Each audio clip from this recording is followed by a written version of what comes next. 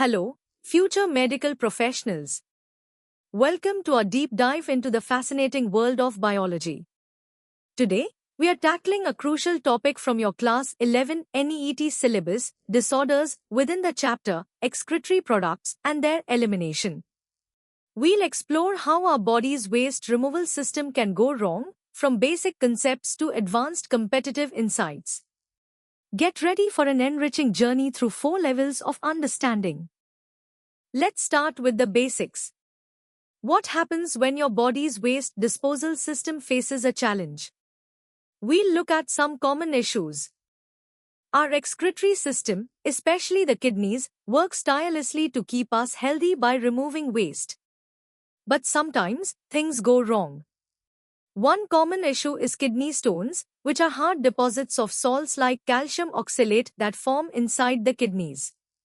These can cause severe pain and even blood in the urine. They often result from dehydration or certain dietary habits. Next, we have glomerulonephritis, which is the inflammation of the tiny filters in your kidneys called glomeruli.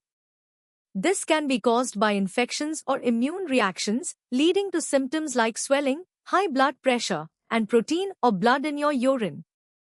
Another critical disorder is kidney failure, where the kidneys simply stop working properly. This can be acute, meaning sudden and sometimes reversible, or chronic, which is a gradual and often irreversible loss of function.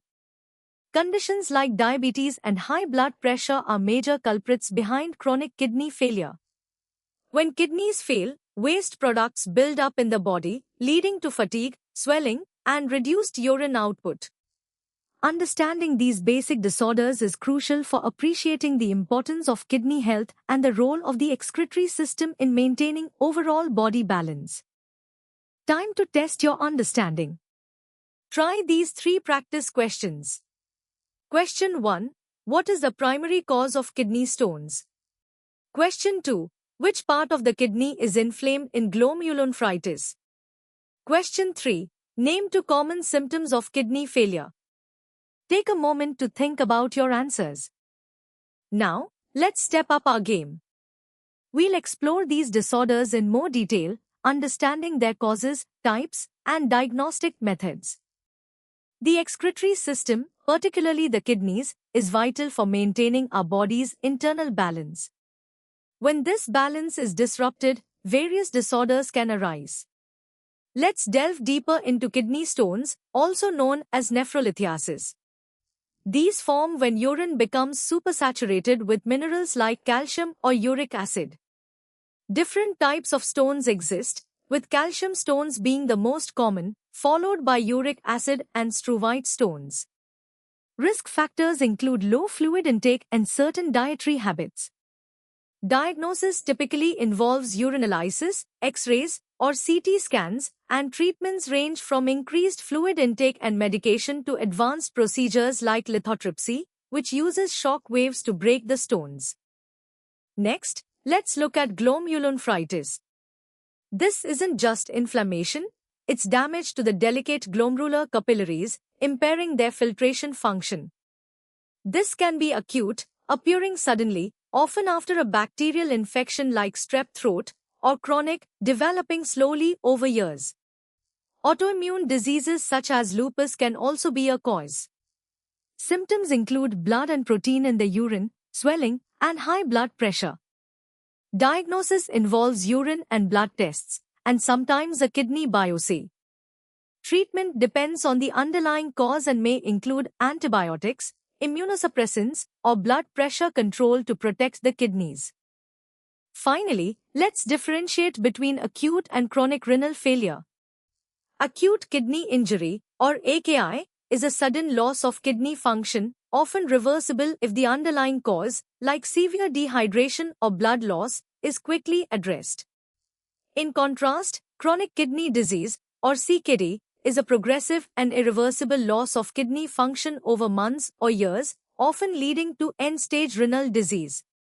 Major causes include long-standing diabetes and uncontrolled high blood pressure. Symptoms include a buildup of waste products in the blood, anemia, and bone problems. For advanced cases, treatment options include dialysis, where a machine filters the blood, or a kidney transplant, which replaces the diseased kidney with a healthy one. Ready for some more challenging questions? Question 1. List the 4 main types of kidney stones. Question 2. Explain the difference between acute and chronic glomerulonephritis. Question 3. Name 2 common causes of chronic kidney disease.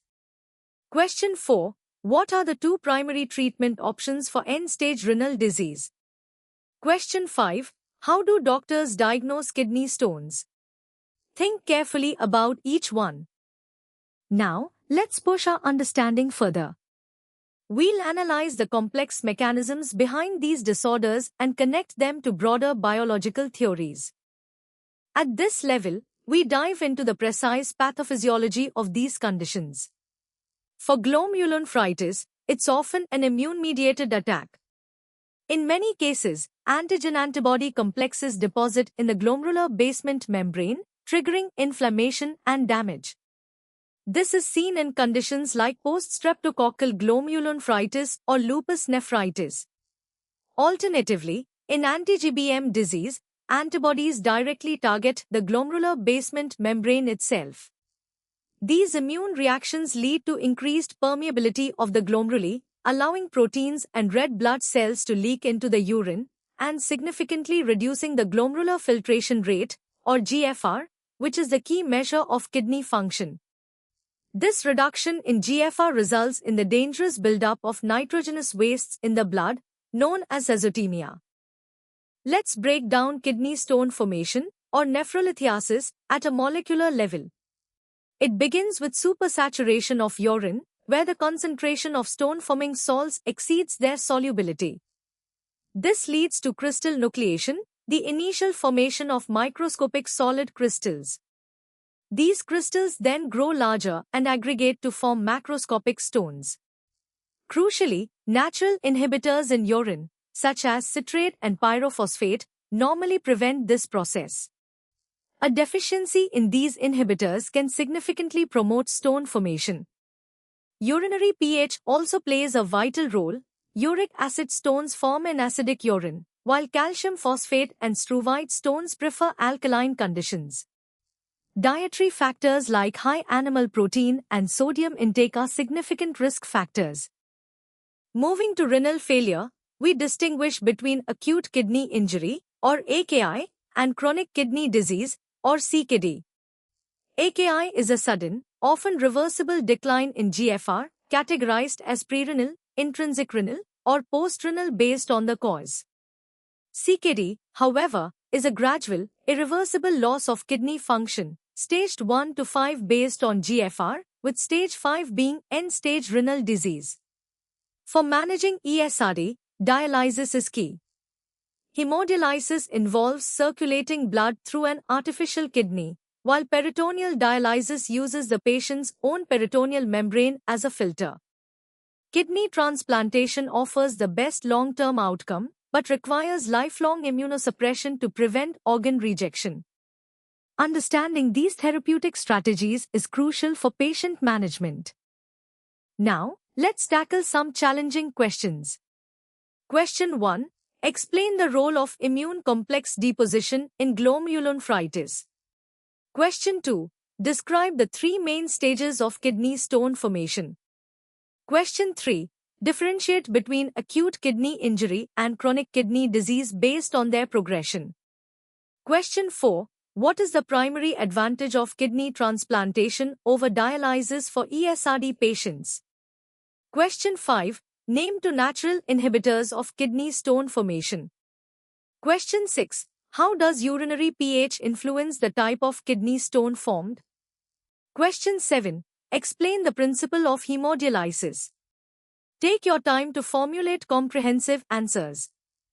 All right, future doctors, it's time for the ultimate challenge. We are diving into competitive depth, exploring advanced concepts, engineering insights, and the cutting edge of excretory disorders. Get ready for a comprehensive understanding that will set you apart. The excretory system is a masterpiece of homeostasis, regulating blood pressure, producing hormones like erythropoietin and activating vitamin D. Its intricate structure makes it vulnerable to a range of genetic, metabolic, infectious, and autoimmune disorders. Let's delve deeper into glomerular diseases. We classify them into nephrotic syndrome, characterized by massive proteinuria and edema due to increased glomerular permeability, and nephritic syndrome, marked by hematuria and inflammation. Diabetic nephropathy, a leading cause of end-stage renal disease, involves structural changes like glomerular hypertrophy and mesangial expansion, driven by chronic hyperglycemia and the formation of advanced glycation end products. Understanding these distinctions is fundamental for diagnosis and treatment. Let's explore the engineering marvel that is the artificial kidney, or dialyzer. This device mimics the kidney's filtration and reabsorption using principles of diffusion, osmosis, and ultrafiltration. A dialyzer consists of thousands of hollow, semi-permeable fibers, typically made of synthetic polymers. Blood flows through these fibers, while a specially formulated dialysate solution flows countercurrently around them. Waste products like urea and creatinine diffuse from the blood, where they are in high concentration, into the dialysate, which has a low concentration of these wastes. Electrolytes are carefully balanced. Ultrafiltration, driven by a negative pressure gradient, removes excess water. The efficiency of this process is influenced by factors like membrane surface area, pore size, and the flow rates of both blood and dialysate, showcasing a sophisticated blend of biology and engineering. Advancements in pharmacological management are transforming the prognosis of CKD. Renin-angiotensin-aldosterone system, or RAS, inhibitors, such as ACE inhibitors and ARBs, are crucial. They reduce intraglomerular pressure and proteinuria, slowing disease progression, particularly in diabetic nephropathy. A more recent breakthrough involves SGLT2 inhibitors, initially for diabetes, now recognized for their significant renoprotective and cardioprotective effects even in non-diabetic CKD, by reducing intraglomerular pressure and inflammation. Novel nonsteroidal mineralocorticoid receptor antagonists like Finan-1 also show promise in mitigating kidney and cardiovascular risks. For autoimmune glomerular diseases, immunosuppressants like corticosteroids and biologics are vital.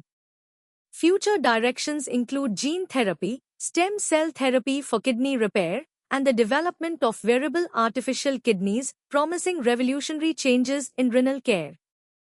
The impact of kidney disorders extends far beyond the excretory system, creating a complex chain of systemic health issues. Uremia, the accumulation of nitrogenous wastes, affects virtually every organ, leading to neurological symptoms, gastrointestinal problems, and endocrine dysfunction. Anemia is common due to decreased erythropoietin production by the kidneys. Renal osteodystrophy results from imbalances in calcium, phosphate, and vitamin D metabolism, causing bone disease. Cardiovascular disease is the leading cause of death in CKD patients, exacerbated by hypertension, fluid overload, and chronic inflammation. Electrolyte imbalances, particularly hyperkalemia, can cause fatal arrhythmias, and chronic metabolic acidosis further burdens the body. Understanding these interconnected complications is vital for holistic patient care and successful NET preparation. Let's test your competitive edge with the first 5 questions. Question 1. Differentiate between nephrotic and nephritic syndrome based on their key features and underlying pathophysiology. Question 2. Explain the mechanism by which SGLT2 inhibitors exert their renoprotective effects in CKD. Question 3. Describe the role of the dialysate in a hemodialysis machine. Question 4. How does diabetic nephropathy lead to structural changes in the glomeruli? Question 5. List 3 systemic complications of end-stage renal disease and briefly explain their causes. Pause here to formulate detailed answers. Now, for the next 5 challenging questions. Question 6. Discuss the significance of RAS inhibitors in managing CKD, particularly in diabetic nephropathy. Question 7. What are the primary functions of the semi-permeable membrane in a dialyzer? Question 8. Explain how renal osteodystrophy develops in chronic kidney disease. Question 9. Name 2 emerging therapies for kidney repair or replacement currently under research. Question 10. Why is cardiovascular disease the leading cause of death in CKD patients? These questions require a thorough understanding of the topic. And that brings us to the end of our comprehensive session on excretory disorders. I hope this journey through the easy, medium, hard, and hardest levels has solidified your understanding and boosted your confidence for NEET. For more such engaging and in-depth educational content, make sure to visit synapse.omaps.in. Don't forget to like this video, share it with your friends, and subscribe to our channel for regular updates and new lessons. Keep learning, keep growing, and keep aiming for excellence. See you in the next session.